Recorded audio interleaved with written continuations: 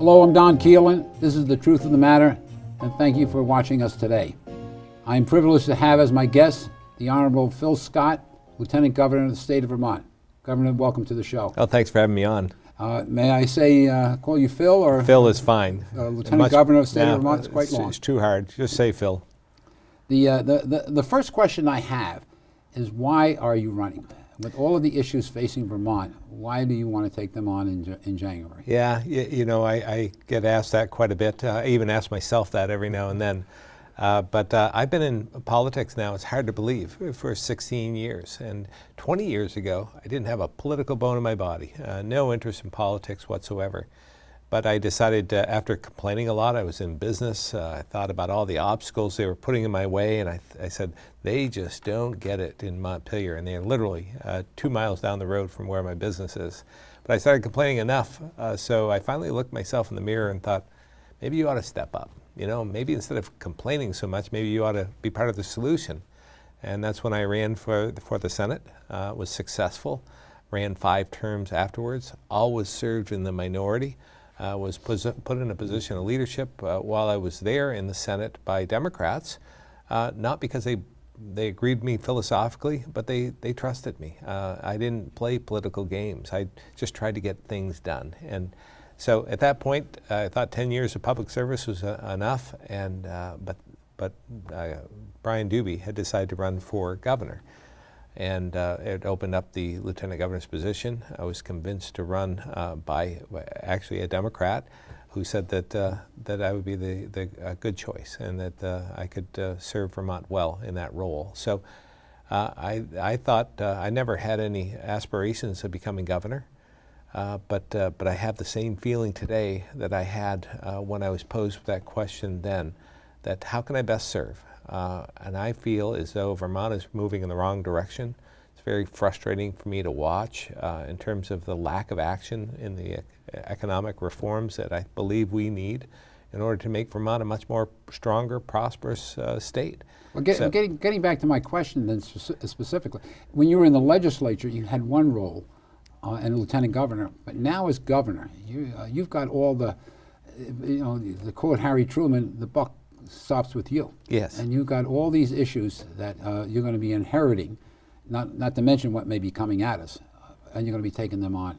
And you feel that's what you want to do. I feel I'm the right person, the right time to fulfill the duties of governor. And I believe that with my leadership, focused in the right areas, that we can be much, much better. I'm really concerned that if my opponent should win, that we'll have the same lack of action in those areas that I think are so important. Over the last 6 years, it'll be more of the same, and I don't think we can afford that. Obviously, you cannot run the state by yourself. You need to have good administrators, secretaries of agencies, commissioners, and so forth. Will you be in a position to appoint these people on a timely basis, given the fact that, and I was going to ask you to comment on this, the office of governor that you're running for is only a 2-year commitment. Correct. So will you have your people in place to be running the government the way you want it run on a timely basis? Well, excuse me. And how do you get good people? Yeah. I mean, to leave their job to come and work with. Right. Work for you in a way. A 2-year stint is a difficult question to pose to somebody that is maybe in the private sector that is happy in their position.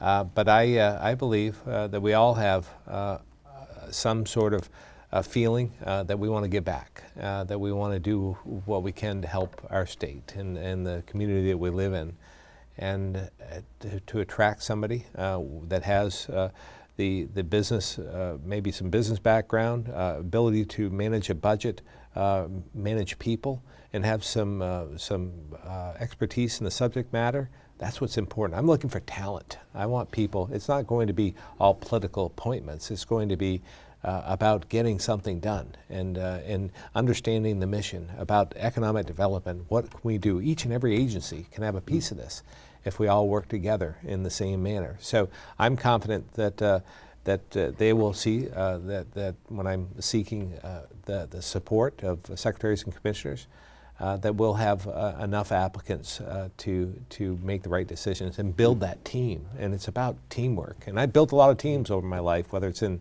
racing or whether it's in business. So I understand the process. How do you feel about the fact that the Constitution of Vermont limits the term of being governor to 2 years? If you had your druthers, would you, and you were able to do it, would you change that? Yeah, if I could, 4 years.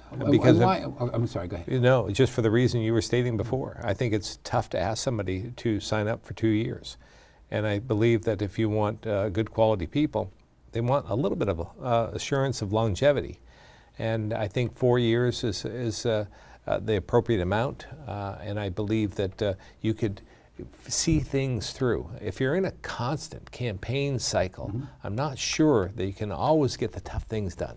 You know, and believe me, I'm not looking for a position with your administration. I'd be honored to have it, but I'm not looking for it. But the thing is, if I was appointed as Secretary of Human Resources, I think that's what the Agency of Human Resources, one of the largest agencies of the state. The budget, I think, is roughly $600 million, something like that. It would take me quite a while just to understand all the programs that agency is responsible for. How do I do that? How do I get up to speed, be able to be questioned by the legislature, carry out the administration's objectives in basically a year, maybe a year and a half? Well, again, it's about teamwork. It's about seeking out those who are there at the agency now. They aren't political appointees. They're actually they're employed by the state, and some have been in those positions for many, many years. And with leadership, coming into any entity is sometimes overwhelming. But if you have the right people there and the right attitude in seeking out advice, trying to build your team from within, anything is solvable. So you don't feel it's going to be just you, it's going to be a team that...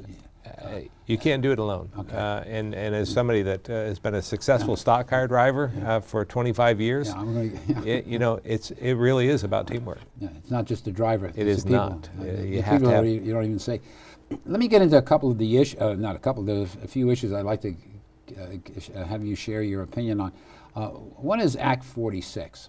And its implication to so many communities is just really devastating, and particularly here in southwestern Vermont. Now, to our viewers, Act 46, passed by the legislature, I believe last year or the year before, right, is meant to consolidate supervisory unions and bring some kind of consolidation to a very dispersed number of school districts in order to obviously to save money, major goal of the act, and also to streamline and also to possibly bring more services to a larger group of students. But what's happening is here in southwestern Vermont, and you travel the state, so many communities had created committees to study this, and how would using Arlington, how would Arlington work with Manchester or Shaftesbury or Bennington? And we're finding that we're reaching out to school districts that are hours away from us, and it's so frustrating to the committee members that a number of committees have just thrown up their hands and disbanded. Well, let's work backwards just a little bit. I think many of us would agree that our property taxes are a burden to many. We've heard the screams for relief for the last decade. Property tax is too high, and I believe the crisis of affordability is in part and portion to the property tax burden that we have. So we've heard that, and some of us have sought action.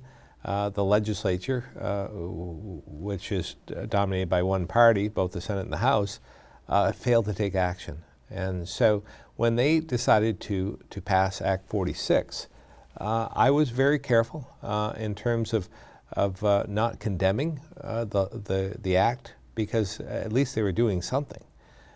And what they crafted wasn't something that I would do, but it started many conversations throughout Vermont about how are we going to address this serious issue of fewer students and more costs. We are educating 20,000 less kids than we were 20 years ago. We went from 106,000 to now a total of about 86,000. We're spending $1.6 billion each. And from when I go to groups and talk about this and the enormous costs associated with it, one of the highest per pupil spending in the nation, it's not something that we can continue. We can't keep moving down this road. So Act 46 was passed. I believe there needs to be changes to Act 46. I believe that school choice should be clarified. I believe in school choice. I think competition is good and it works in many, many different areas. So I think we need to make sure that we clarify that. And I think there should be more latitude in Act 46, that one size doesn't fit all.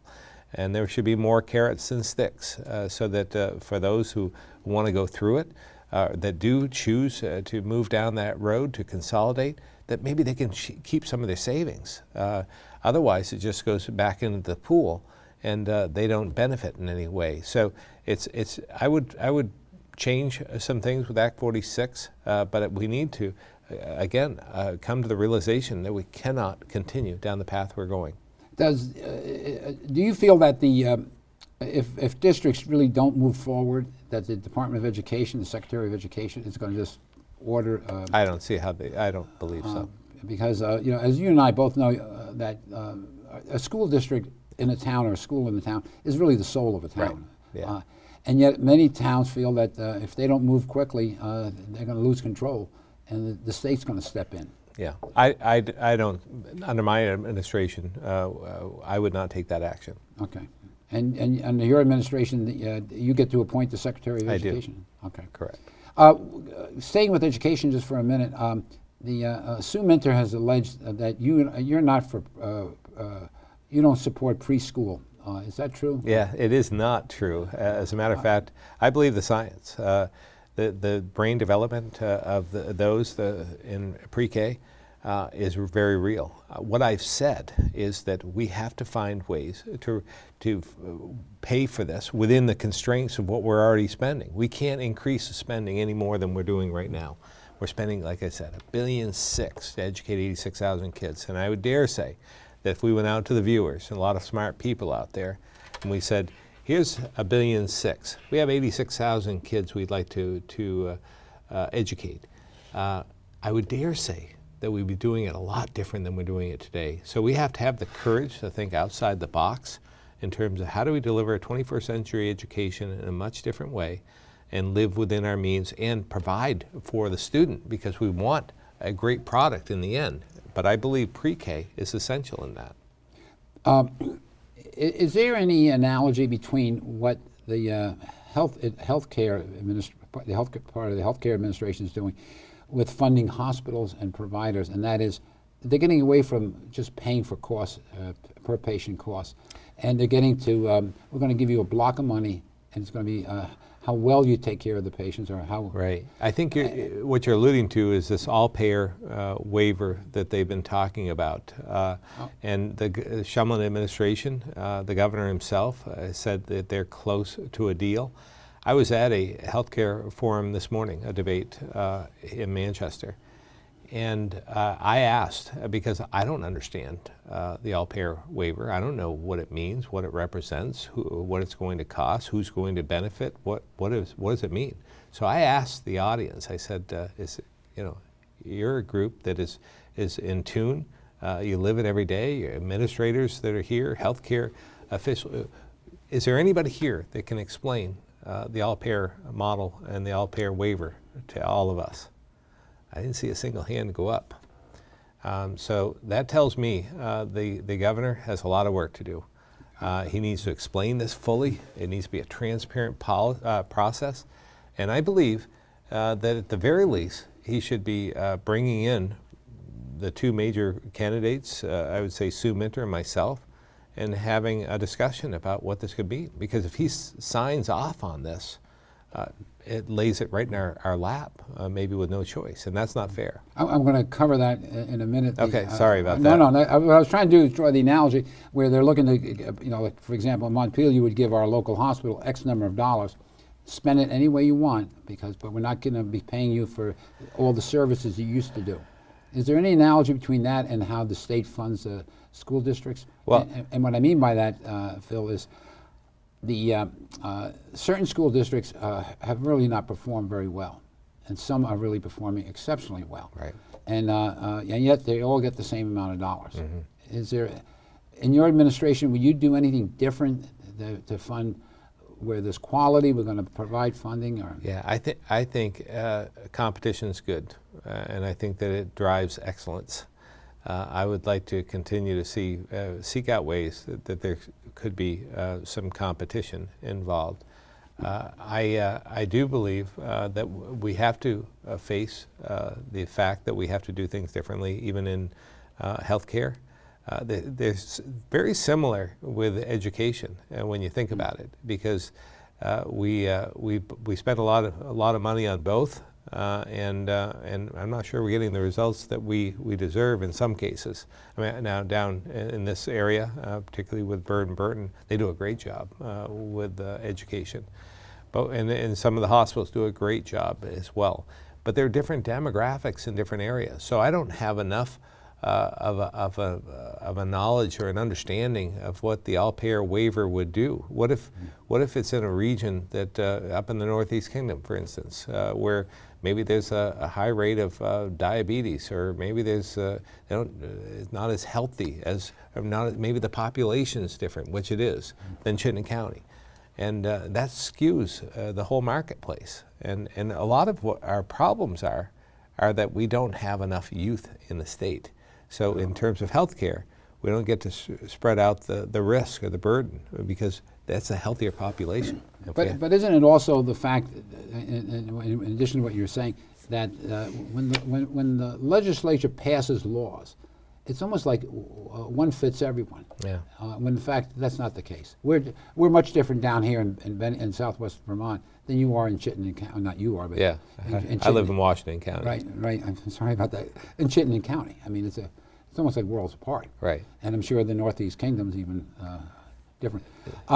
There's a lot of, I go to different areas of the state all the time, and I think that's one of the constant maybe complaints, recognition that they're different than let's say Chittenden County. And Chittenden County, we're grateful for them.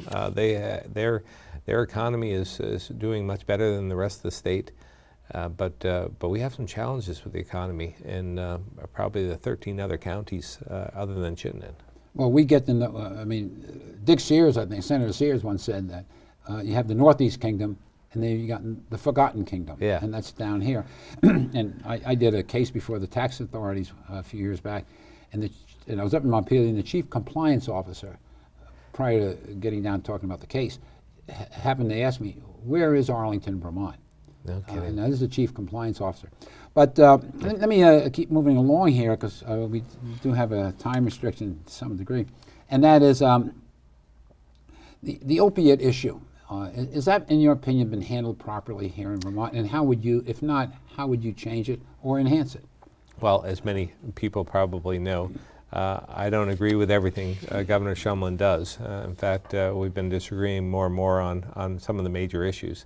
But I will say that while I was a little apprehensive about when he used the State of the State address to identify the opiate addiction issue that faces our state, I thought that maybe we should focus on other things. He was right, and they've made some steps in the right direction. I believe it's important enough that I've laid out a 10-point opioid plan, and one of the areas that I would like to move forward on is I would put a director in place to oversee this. It's that important, reporting right to the governor, and to try and head this up, because it's affecting our economy, it's affecting our livelihood, affecting those families, tearing families apart. And it's really something that is of great concern to others throughout the country, but because of our small population, maybe a little bit more here. Would this director be on the enforcement side, or on the criminal side, or would this be on the treatment side? All the above. All the above. Because I believe it's a three-legged stool. When you look at the opiate addiction issue that we face, It has to be about prevention and education. It needs to be about treatment, but it also has to be about enforcement. We need a balance of the three. We look at the enforcement end as well. Gloucester, Massachusetts has done a good job in this respect, giving some latitude to law enforcement, boots on the ground. They understand what's going on in their communities, and it gave them some latitude to instead of arresting somebody, throwing somebody in jail for an offense, that they could point them towards treatment instead. And I think that there's some lessons to be learned there. Project Vision in Rutland, I think they're doing great there. They've made great strides, have a long ways to go, but they're on the right track.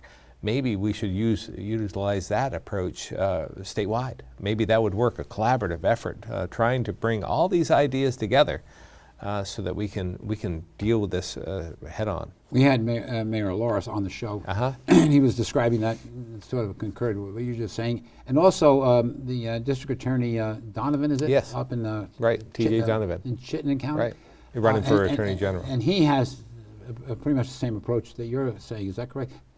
Aren't they testing a program up there where do they have a drug court up there? Or? Chittenden County may be testing with a drug court. I'm not familiar. You've come out strongly, I believe, in not supporting the legalization of marijuana. Do you still feel that way? I do. I've come out strongly. I'm not saying never. I'm saying not now. We have 4 states who have been forced to legalize by referendum. And I think we should sit back just a bit, watch what happens to them, the positives and the negatives. We can't afford any more failed experiments here in this state. We've had enough. And I want to learn from them, we need to make sure we deal with impairment on our highways. We need to deal with the edible issue and also the tax structure. So we don't have to go into this blind. There's other states that are doing this, and let them make the mistakes, and so that we can move forward. If we choose to, that we move forward. We just I don't believe, have enough information. The governor of Colorado, who is a Democrat, he wrote, and I read this in January, I believe, he said, for any of those states who are contemplating legalization of marijuana, my advice to them is to wait a couple of years. Let us work our way through this. And I thought it was good advice. Senator Sears, who you know from your time in the Senate. I do. Have a lot of respect for him. And we do down here. At one point, he was not really in favor of this, and right. Now he's really swung. And he's actually going to hold hearings, I believe, before the legislature comes back.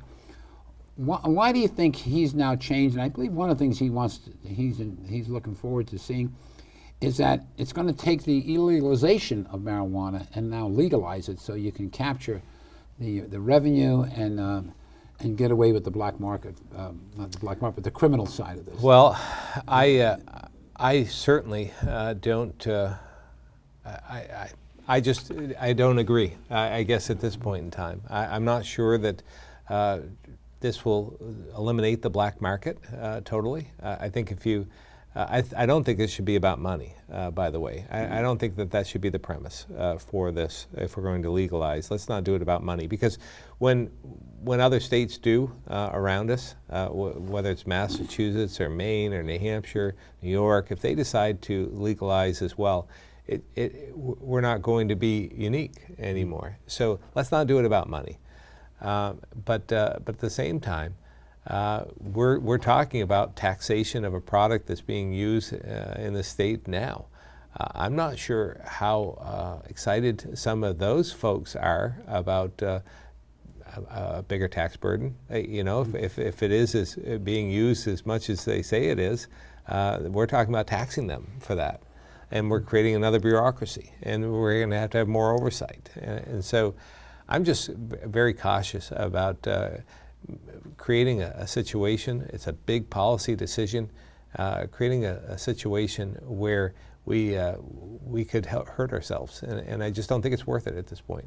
Where's the push coming from this? Is it coming from, because I want to go into lobbying later on, but is there and you were in the Senate,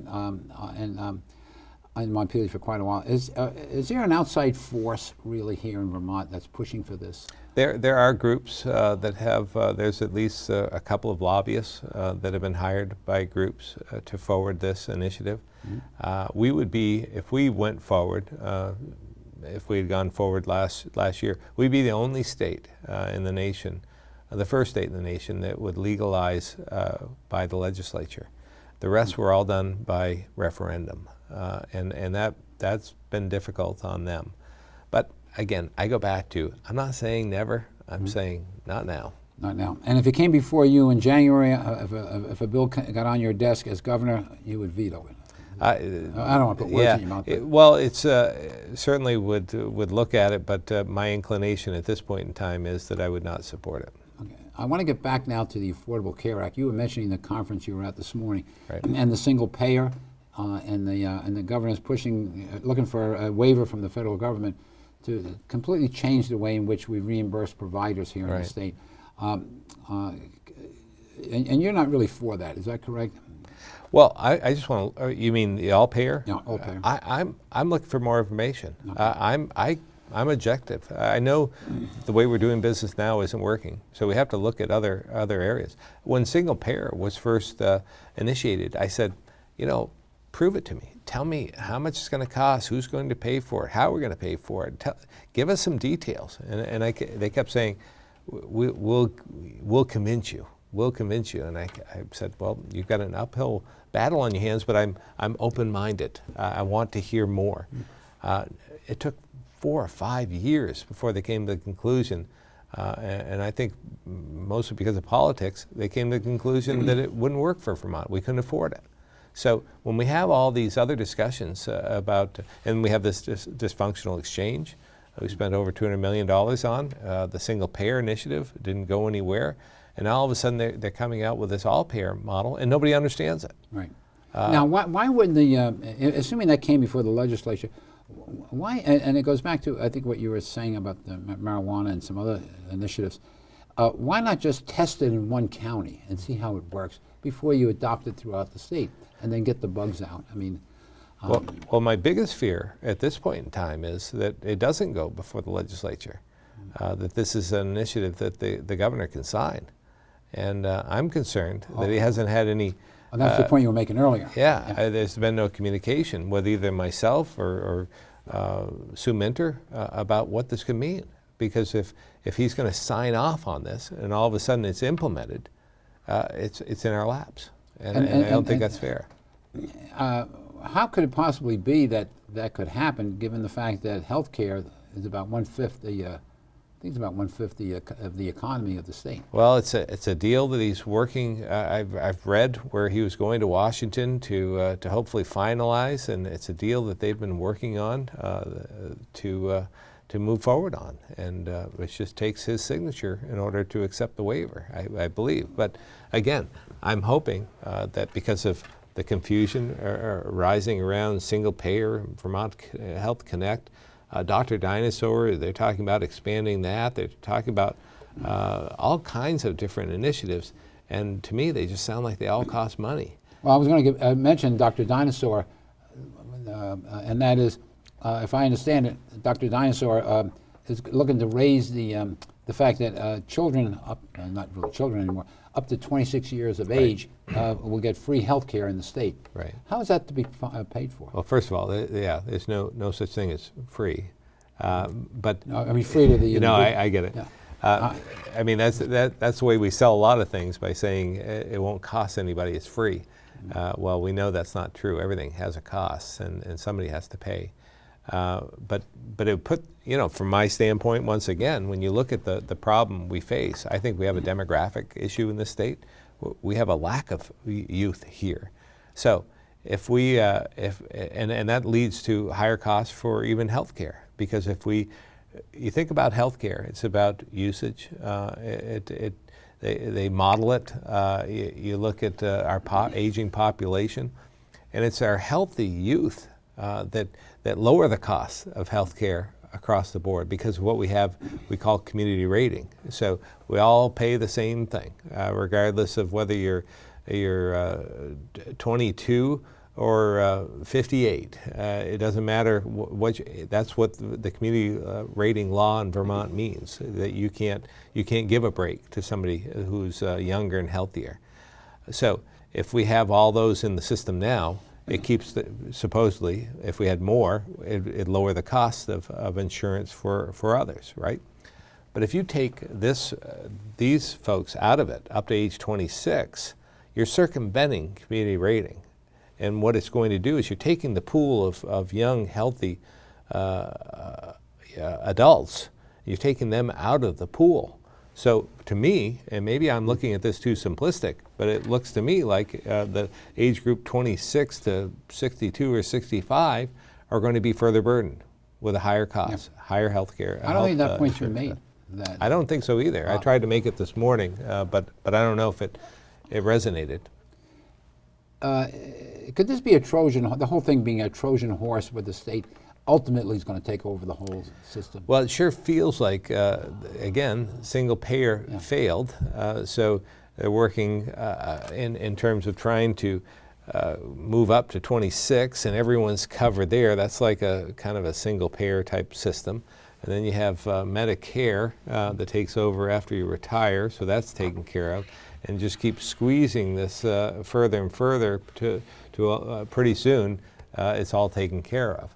Now, excuse me, the reason I ask that is at the national level, I think it's Aetna or Cigna looking to get out of the healthcare business, and if other third-party payers get out, I mean, who's left to pay? Yeah, just us. Yeah. Yeah.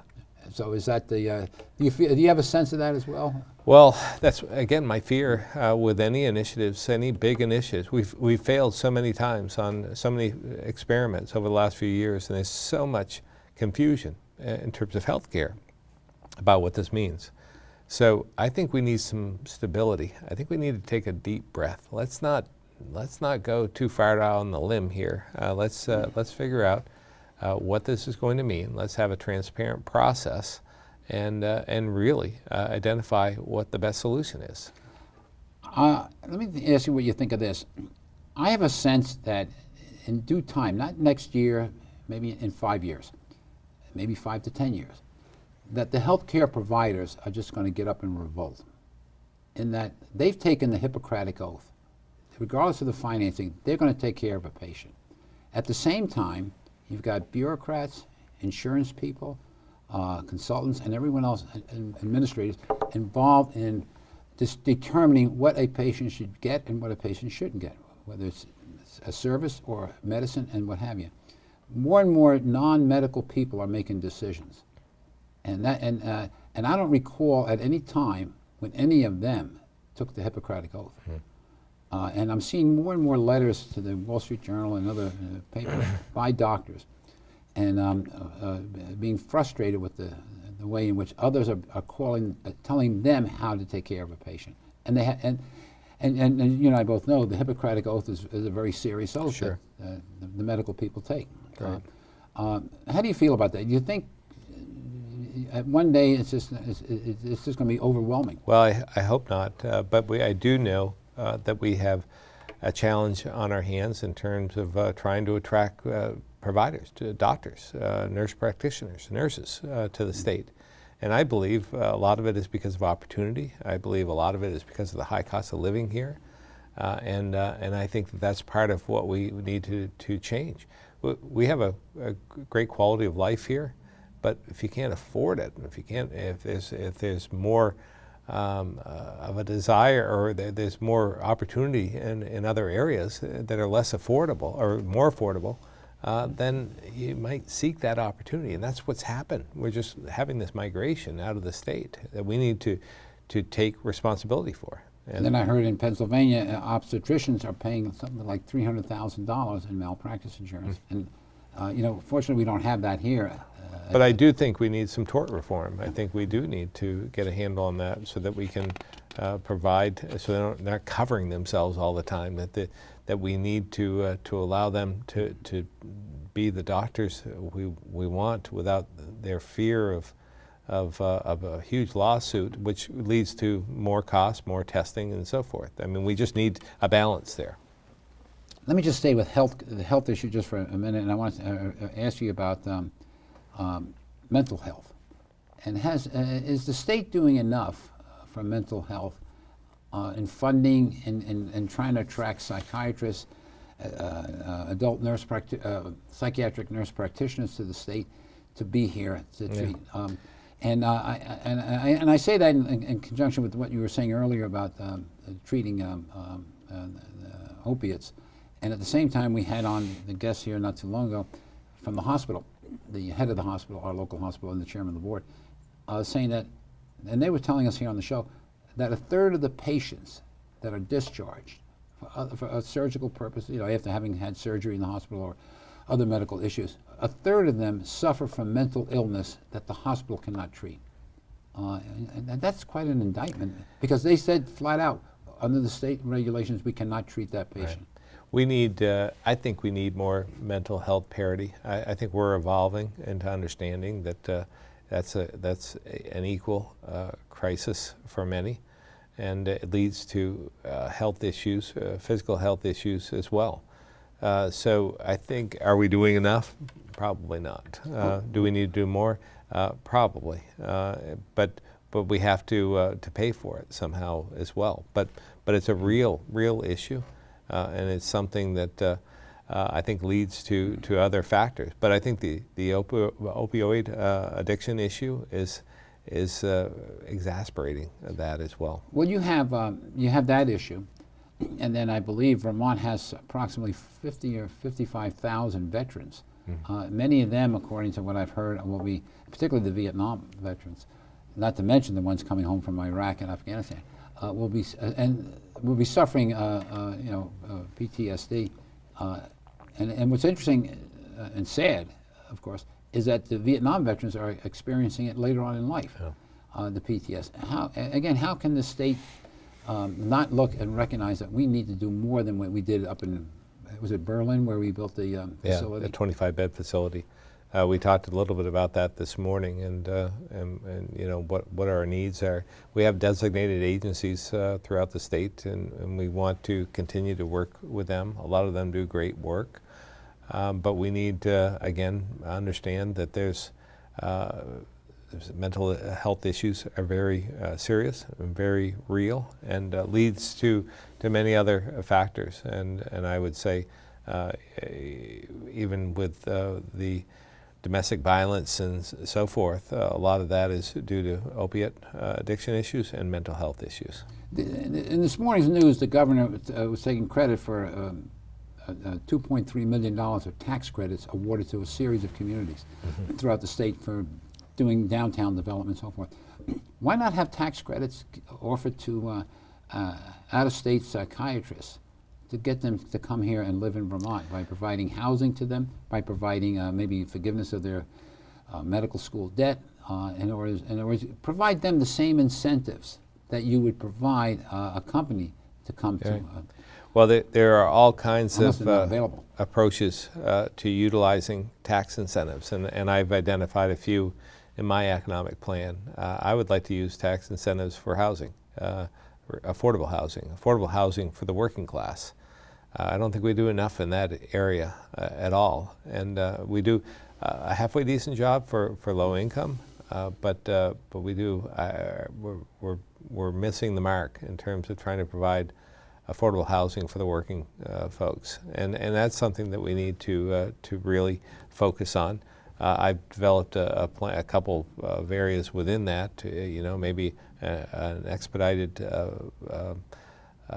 permit process to try and help some of those that are developing downtown development in terms of housing, but also for those who might want to buy a house on their own, or their small company might want to buy a house and remodel and then sell it after.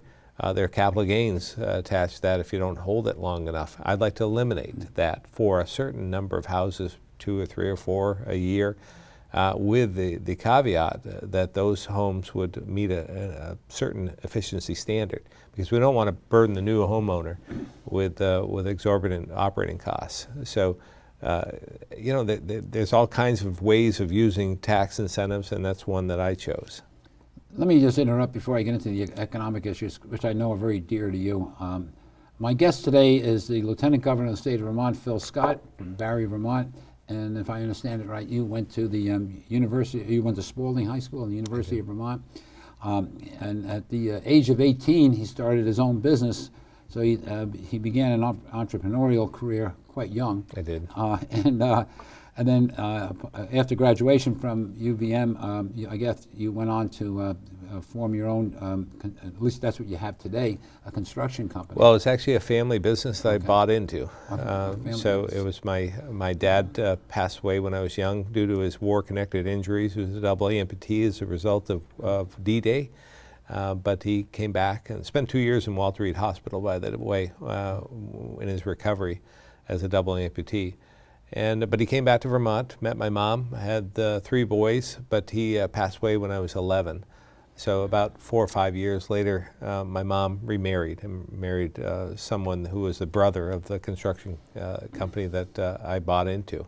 So that's something I've owned for the last co-owned for the last 30 years now. So you've been running your own business in the States. So, and then I gather as you were saying before the show, I think that you were a little frustrated with what was going on and always complaining, and you wanted to do something about it. So you got into the legislature in 2000, Right. and then in 2010 was elected lieutenant governor. Correct. And so you've been at that almost 6 years now. All along, you've raised a family. Your 2 children are they They're all home grown now? up. Yeah, no, Are they they're here, all are grown. they here in Vermont? Unfortunately, one is, one isn't. One lives in Providence, went to school there and stayed. And that's the exact age we'd like to attract back, but I completely understand. We graduate 10,000 students a year here. You know, that's fertile ground. 10,000 of our college and university students graduate. So all we have to do is find some opportunity and some affordable housing, and maybe we can get them to stay. I want to go over that in just a second with you now. I'm getting ahead of you. I guess. And I want one of the other things I want to point out about the governor, and that is he's been racing cars at Thunder Road, is it? That's right. Well, all over the north. I do race at Thunder Road still, but I race all over the Northeast in Canada. Can we have it here on this show today that if you're elected governor, you will give that up while you're governor? No hesitation. No, I'm not. I'm not sure that if I could do 1 or 2 races while governor, just to say I've done it, I think that would bring some notoriety to Vermont. Not competitive races. Possibly. Okay. If I was a benevolent dictator, I would say that's out. Yeah. While it may be. Well, you're the governor. But I will focus on being a governor. I have a great work ethic, and I'll continue to do that. But I've been hurt worse on my bicycle than I have because I cycle a lot. I cycle 3,000 or 4,000 miles a year, and I've broken collarbones. I've done all kinds of things on my bicycle. Never been hurt racing cars. I'm not the benevolent dictator, so I won't have but I did want to mention that, and I was trying to get you to bite on that and get a commitment from you, but we'll leave that for another not going to time. bite that. Not yet. The economic activity, the lack, sometimes the lack of, and so forth, and we're hearing it down here in this part of the state, and that is, and you mentioned a few of the things, there is a lack of affordable housing, housing for the workforce. Right. And it's a major problem when you talk to larger employers here. That one of the most difficult things is getting housing for their work staff. The other one is that we don't have among employers down here, and we saw this with Plaisant, a major defense contractor that we lost last year. Very, very fabulous company in Bennington. They moved to Grand Rapids, and they employed approximately 300 in defense and earlier in the automotive. The general manager of the company personally told me that we just can't get the employees, and particularly trained employees, because they're a highly skilled organization. How would you change that in relieving that, getting people to make this state attractive and so forth, to come here and be able to afford to live here? Focus and leadership. First of all, when you find yourself in a hole, you stop digging. At least in my field, I'm in the construction business. So that's the first thing you do. You don't make the problem any worse. So we can't continue to raise tax and fees as has been done over the last 6 or 7 years. So we have to live within our means. I'm saying, with the budget, look back to last year, see what the economy grew, what the wages grew, and if it grew at 1%, cap the budget at a 1% growth for the next year. Let's not grow it at 5% when it's only bringing in revenue of 2% and then find a deficit every single year. We have to do better than that. So, and then focus on that. You're going to have to bring the legislature in. You first identify that we have a crisis of affordability on our hands. We have a lack of a younger demographic, and we're going to fix that. And we're going to try and have all hands on deck, pull in the same direction. I've got a 12-point economic plan that I put out that has a lot of good initiatives, but I don't have the market cornered on that. There are a lot of great ideas out there, but we just need to bring them forward and again get some buy-in from the legislature in order to move forward. Let me follow up on that and be with a practical example. Let's assume you're the president of a company outside Vermont looking to come to Bennington County, and specifically, let's take Arlington, right in the center of the county. And maybe not as large as the Mack company, which is down there, but well, you're going to have several hundred employees. And you're looking at the state, and aside from the lack of affordable or housing for your workforce, you see that the state is looking at and this was very important a few years ago, where the governor had this universal health care. Single payer. Single payer. Right. And your company's going to have a 15% payroll tax. Right. Now you're looking at the possibility that the Arlington High School, which goes back 100 years, a very important high school, a very important center of the community, may not exist under Act 46.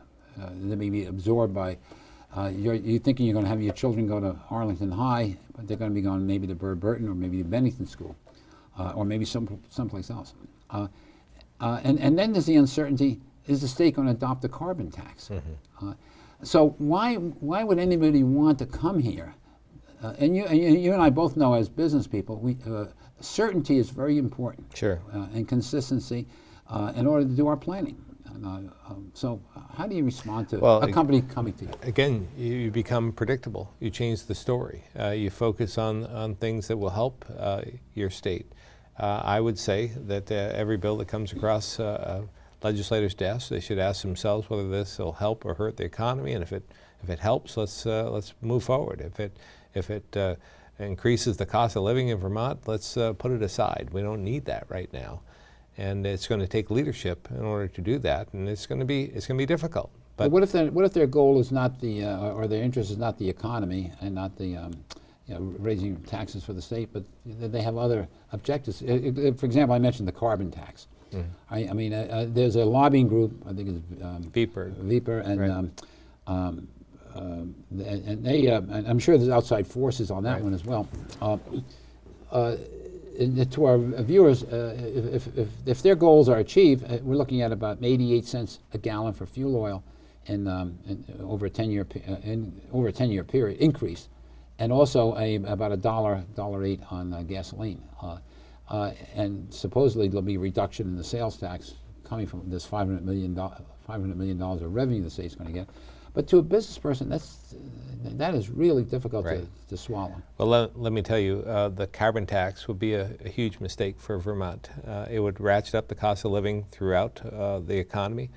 You think about all the services that you utilize. You think about even food and products. Everyone would have to pay this tax. So it would naturally ratchet up the cost of living, make us uncompetitive with other states. It's just it's a bad idea.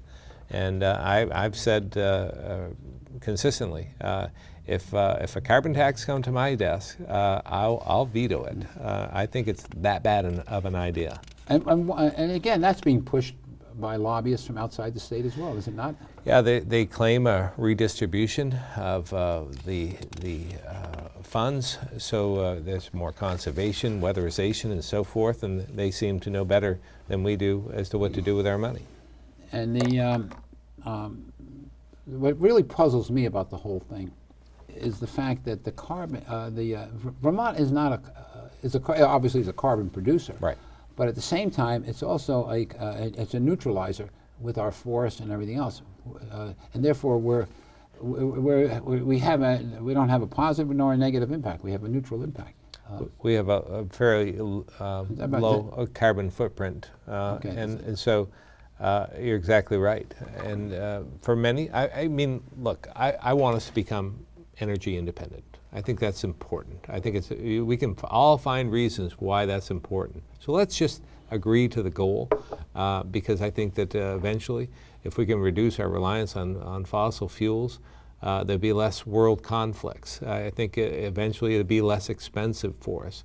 But it's going to evolve into that. But let's agree to the goal. And sometimes I just think I like being independent. I like my freedom. I don't want to be beholden to anybody else. So being energy independent, I think, is important to Vermont. But let's not sacrifice everything for it. We need to, it's going to evolve over time. There's a goal of 90% renewables by 2050. I think that's can be attainable with new technology coming down the road. Who knows what it's going to look like in 10 or 15 years? Who would have predicted we'd be where we are today in some respects? But here we are. Yeah, I want to cover one or two more issues with you.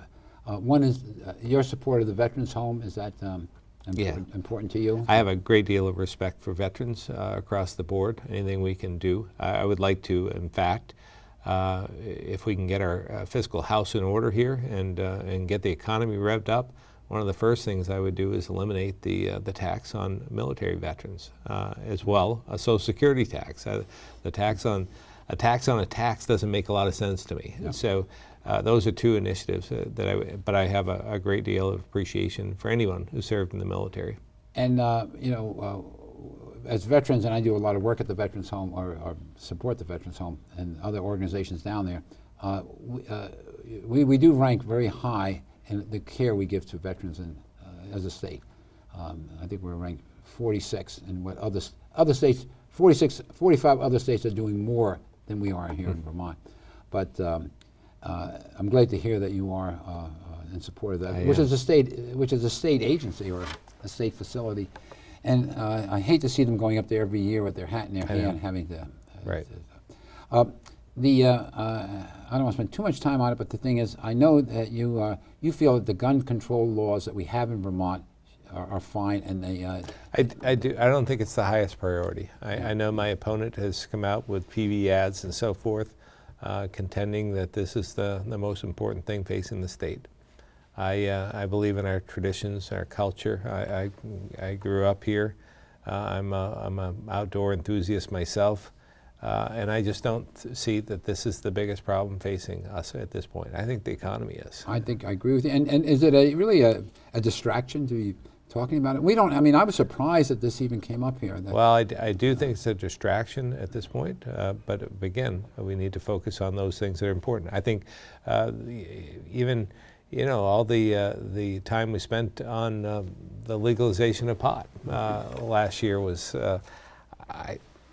I would contend we have better things to worry about than that. And I would think that the gun control, as I think she has mentioned, in domestic disputes is an issue. I think what you were saying earlier, mental health. If we spent more money on mental health, many of the and recognizing the getting treatment for these people would be a lot more productive. And having said that, I've said all along we shouldn't make changes to the law. We should enforce the laws that are on the books right now.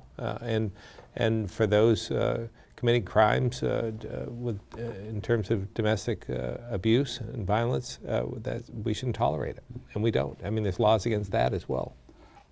Let me, we're almost coming to the end, but there's something that happened up in the Northeast Kingdom. Probably the biggest scandal in the EB-5 program in the country occurred right here in Vermont. And to our viewers, the EB-5, in a nutshell, is where foreign investors, if they put up $500,000, plus a $50,000 application fee, can apply for a green card if the money's invested in a project that produces approximately 10 permanent jobs. And up in the Northeast Kingdom, the scandal, which was broke earlier this year, the developers of a project up there ran a Ponzi scheme for about $200 million, and one of the owners is alleged to have taken $50 million personally. How did this happen? A lack of oversight, I'm afraid, in terms of utilization of the program. I think it's unfortunate. I still believe we've had a lot of successful EB-5 programs, projects here in the state. I think there may even be one in this region that's being contemplated as we speak. But I still think it could be an effective tool if Congress decides to make some changes in terms of oversight. I think that would be helpful. But as well, we need more reasons to come to Vermont. We need more capital for access to capital for some of these We're paying projects. a high price for that one. And I know Senator Leahy this morning on the Senate floor said if you can't pass the reforms, scrap it.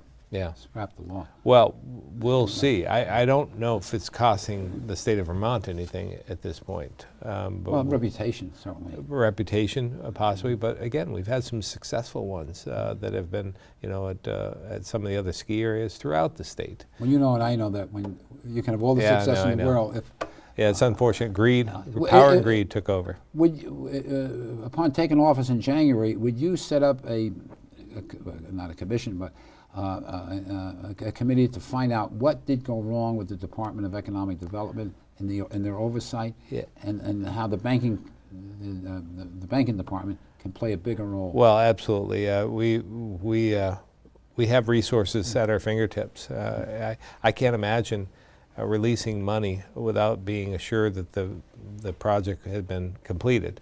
A bank wouldn't do that. I'm a general contractor. I wouldn't release money to a subcontractor without seeing that they had done the work. I just think it's a bit of a lack of oversight. Maybe it's out of the bailiwick of. Well, the governor was saying to the investors overseas that the state audits the projects. The state did not audit Right. the projects. Well, again, I think we just need to make sure there's somebody that's watching the store. Is there something you'd like to tell us that I haven't brought up? And Well, I think this is a critical point in Vermont, particularly with we're going to have a new governor, we're going to have a new lieutenant governor, we're going to have a new speaker of the House, we're going to have a new president pro tem, because none of them are running again in those current positions. So we have an opportunity to make a difference, to change the direction of Vermont, and I've advocated that. I think I'm part of that change. I think that I bring my experience, my business experience, and just life experiences to the table, and I think I can help. Well, I want to thank you for taking the time to be with us today, Phil, and on behalf of the Wounded Warrior Project that we just recently had here in Thank you Vermont, very much. I'd like you to have that. Yeah. And maybe Very in nice. honor of your father, who was a Yeah, Wounded Warrior. yeah, that's Okay. correct. Thank you so much. It And, means a lot to me. And thank you for right. taking the time to be with us. And You good take luck. care. Thank you. And ladies and gentlemen, thank you for watching Truth of the Matter, and we'll be on next month with another show. And I want to thank Phil Scott and the staff here at GNET for having us. Have a great day.